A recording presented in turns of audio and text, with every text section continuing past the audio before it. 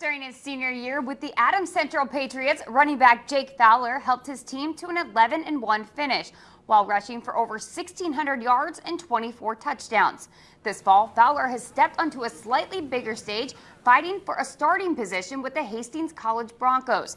Fowler is one of 4 freshmen battling for the number 2 tailback position, potentially even number 1, which is currently held by sophomore Sean Robnett.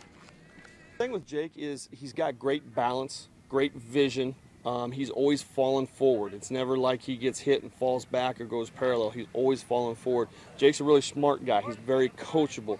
He can take what he hears in the meeting room to the practice field, and it registers for him. Jake Fowler is competing for the probably number 1, but a lot number 2. He's with that group of freshman running backs, looking good at competing for the number 2 spot, and he's done well when he's been called upon to step up. Fowler and the Broncos host Kansas Wesleyan September 7th.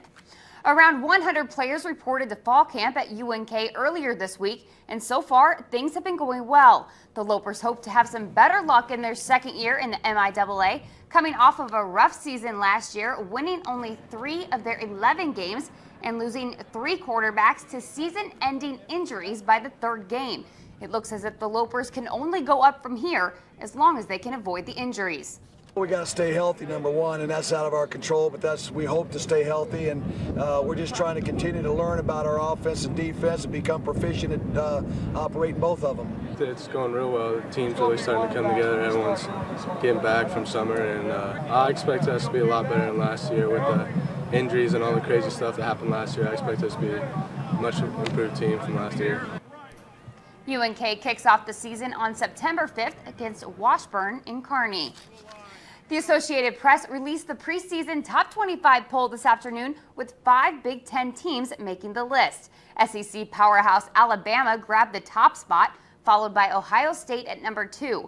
Other Big Ten teams among the top 25 are number 17 Michigan, number 18 Nebraska, number 22 Northwestern, and number 23 Wisconsin. Nebraska finished last year with a record of 10-4, and the Huskers are ranked number 18 in not only this poll, but 2 other preseason polls as well. Big Ten play begins with Purdue at Wisconsin on Saturday, September 2nd. The Huskers' first Big Ten game is at home against Illinois on October 5th. Taking a look at some baseball, another suspension was announced today, and this one hits close to home for Kansas City fans. Royals infielder Miguel Tejada has been suspended 105 games after testing positive for an amphetamine in violation of Major League Baseball's drug program. The suspension of the 2002 American League MVP is effective immediately. Tejada's ban is the 3rd longest non-lifetime suspension handed down by MLB.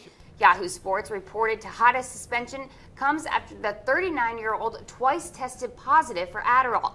In 2009, Tejada became the first high-profile player convicted of a crime stemming from baseball's steroid era when he pled guilty to misleading Congress about the use of performance-enhancing drugs.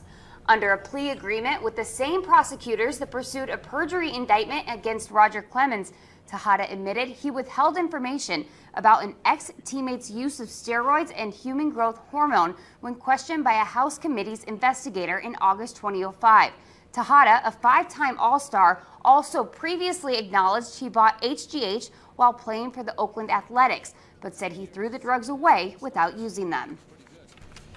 I said this earlier and I'll say it again, it's just been a really tough month for baseball fans everywhere. It's hard to find someone that the kids can actually look up to these days, it seems like. It is very difficult because you start to question who's used it in the past, who's still using it now that we don't even know about. So